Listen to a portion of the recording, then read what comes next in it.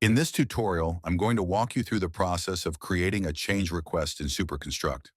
To create a change request, first navigate to a company and then to a project. In the Project Overview screen, choose the Change Request module from the Switch Module option available on the left side of your screen. Now click on the Create button that can be found on the top right corner of the screen to start creating a change request. Change requests can be created by a general contractor or a subcontractor based on who is requesting the change. The change request can be assigned to a project member based on their permissions. If a general contractor is creating it, it can be assigned to his team members, owners, and other respective roles. There are other form fields like attaching previous change requests, divisions, due date, and type of reference to raise a change request. By default, the requested by will be the person creating the change request. They can also choose other roles who have requested a change request. They need to select the respective roles that the change request needs to be assigned to. If there is any previous change request that needs to be attached as a reference, it can be done by selecting one of the existing CRs. So, for now, I'm going to go ahead and create a change request by me, who's logged in, Stacy Warren. The approver would be Josh Arbutus, the owner, and I'm going to go ahead and click on Divisions. Now, under Divisions, you'll notice two aspects. One would be just the division in itself, and second, you would find in Scope, written in brackets, next to a couple of the divisions mentioned here. So the ones mentioned in Scope are the ones that are a part of the existing schedule of values, whereas the ones with no comments are the ones that are not a part of the existing scheduler values.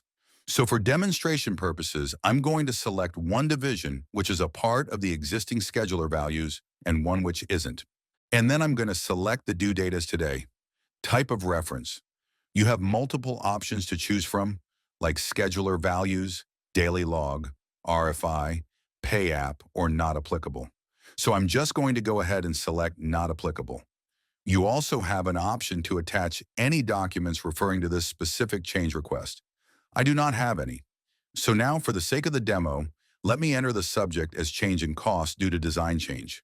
And now for the description, I'm just going to add in a comment saying, due to recent design changes, there is an impact on the cost of the project.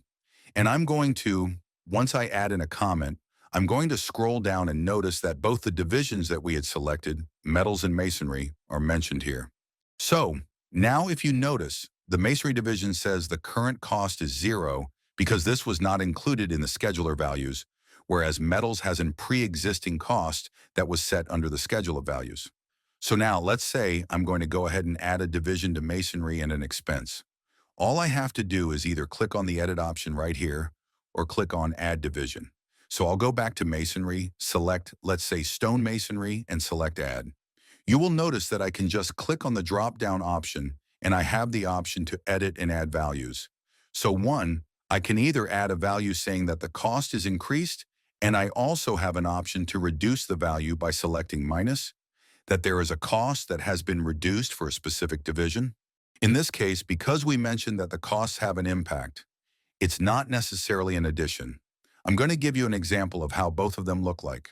So here I'm just going to say $5,000 additional is being charged for stone masonry because of the change in project. And if I'm going to click on the drop down for metals, I would, let's say, minus $2,000. That means $2,000 are saved on anchor bolts. And then let's say I add in $3,000, which is an additional cost that we're incurring. And you can also mention the number of days that are impacted if you wish. So I'm just going to go ahead and select a specific day. And yeah, you'd notice that the specific timeline comes in here and it gives you the number of days that are impacted. Now that we have the information added in here, all we can do is if you want to go ahead and continue with the change request, you can just hit continue, or if you click on save as draft, the change request gets saved as draft right here. So you can go ahead, click on the specific change request right here, make any changes that you require in the end. And once you take a look at all of the information and you see, hey, everything looks good to go, all you can do is click on continue. It's going to give you an approval page wherein it's going to give you all the information that you've just added, and just make sure that you're verifying all of the information, and click on submit, and you notice that the change request has been submitted successfully. Now let's see how to approve or reject a change request in the next video.